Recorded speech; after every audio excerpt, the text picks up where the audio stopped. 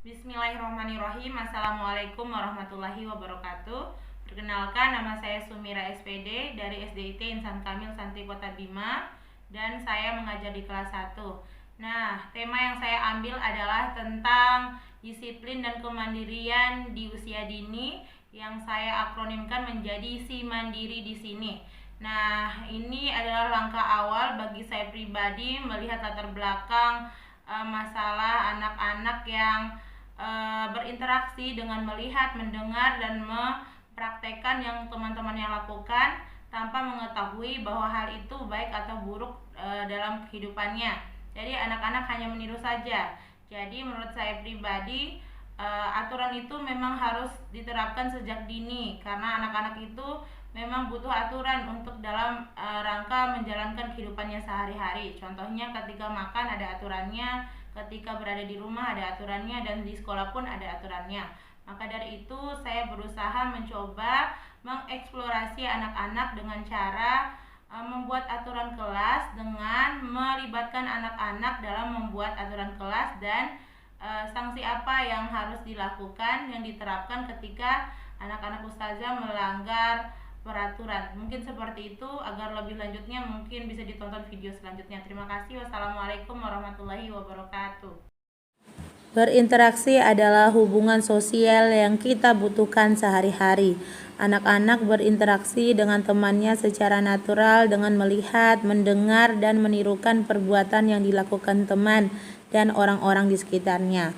Anak-anak cenderung mengikuti perkataan teman walaupun yang dikatakan oleh temannya adalah hal yang tidak baik.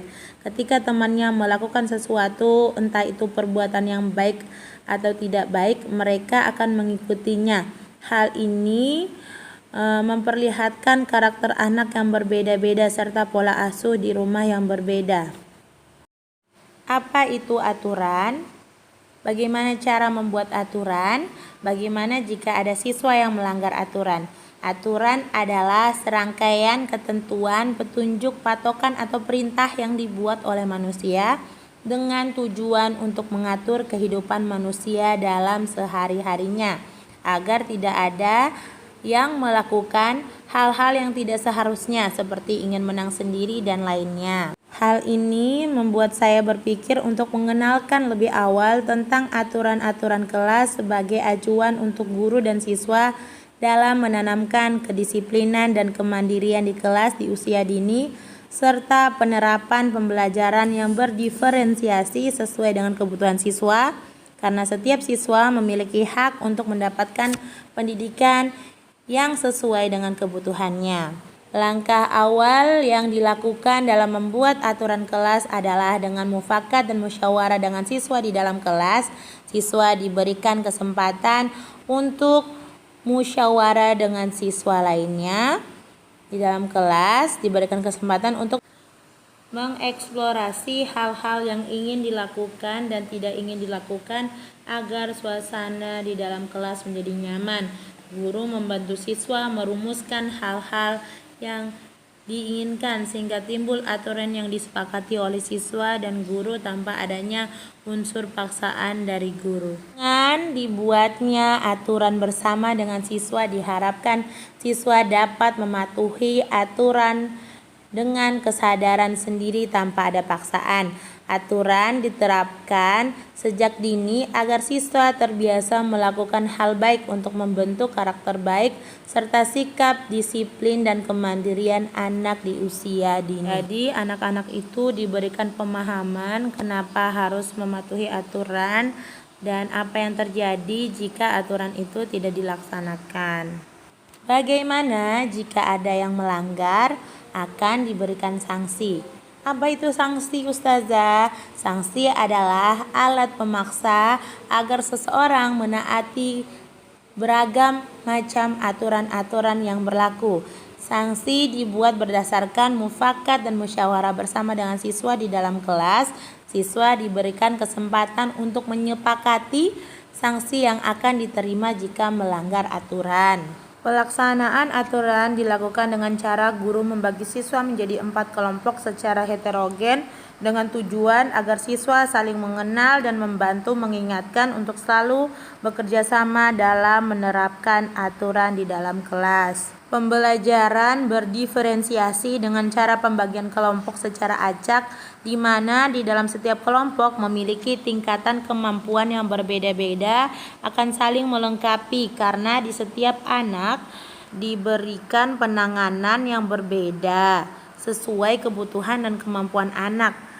Tentang materi aturan, ada yang dengan menyimak penjelasan guru, ada juga yang mendengar audio, ada yang mengenal aturan dengan gambar, serta ada yang mengenal aturan dengan mempraktekannya secara langsung.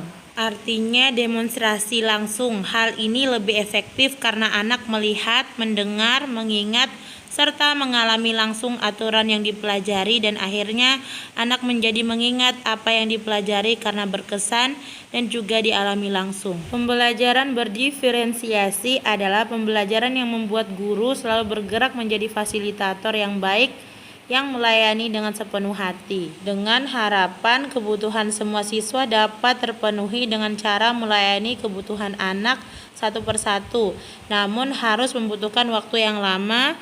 Akhirnya sebagai guru harus berpikir bagaimana pemenuhan kebutuhan belajar siswa dapat terpenuhi semua dengan waktu yang bersamaan. Caranya adalah dengan menyiapkan pembelajaran yang melibatkan 3 gaya belajar, yaitu visual, audio, dan kinestetik. Hal ini perlu dilakukan karena berbagai keberagaman gaya belajar ada di dalam kelas, memang itu diperlukan. Kemudian selanjutnya melihat bakat dan minat siswa ketika mereka menyukai pembelajaran itu melewati cerita atau berdongeng, bernyanyi, atau melalui tempelan gambar-gambar, atau mungkin langsung praktek seperti mengalami secara langsung. Dan juga melihat keadaan siswa, kondisi siswa pada saat datang ke sekolah dalam keadaan senang, sedih, marah, kecewa, atau dalam keadaan mengantuk atau lagi malas-malasan. Hal ini perlu dilakukan untuk kelancaran kegiatan proses belajar mengajar di dalam kelas. Karena kalau mood anak tidak bagus, maka pembelajaran tidak bisa masuk dalam pemahaman anak tersebut. Maka guru perlu untuk merancang pembelajaran dengan menyiapkan sarana yang mendukung dengan kebutuhan siswa. Dalam hal ini materinya adalah tentang aturan. Dari sini kita memahami dan memahamkan siswa tentang aturan. Kita bisa menanyakan langsung pada siswa aturan apa saja yang dibutuhkan di dalam kelas agar pembelajaran di dalam kelas berjalan dengan lancar, dan dengan menyiapkan materi melalui bercerita, bernyanyi, berdiskusi, mempraktekkan langsung. Hal ini akan membuat pembelajaran menjadi sangat menyenangkan, apalagi jika ditambah dengan games dan kartu bergambar dan gambar-gambar yang berhubungan dengan aturan. Hal ini akan lebih efisien dilakukan. Pembelajaran berdiferensiasi di sini dapat dilihat pada proses pembentukan kelompok secara heterogen, di mana kelompok dibagi berdasarkan tahapan kemampuan anak yang berbeda-beda. Pemilihan anggota kelompok agar dapat memenuhi kebutuhan siswa yang berbeda-beda dan juga bisa membantu untuk saling mengingatkan dan saling bekerja sama dalam kelompok. Dengan pelaksanaan aturan, disiplin dan kemandirian di usia dini diharapkan terbentuk karakter baik pada siswa sehingga siswa terbiasa untuk menerapkan aturan-aturan yang dibutuhkan dalam berinteraksi dan bisa memberikan suri tauladan yang baik bagi teman-teman yang lain. Setiap aturan akan berhasil dengan cara melakukan pembiasaan terus-menerus.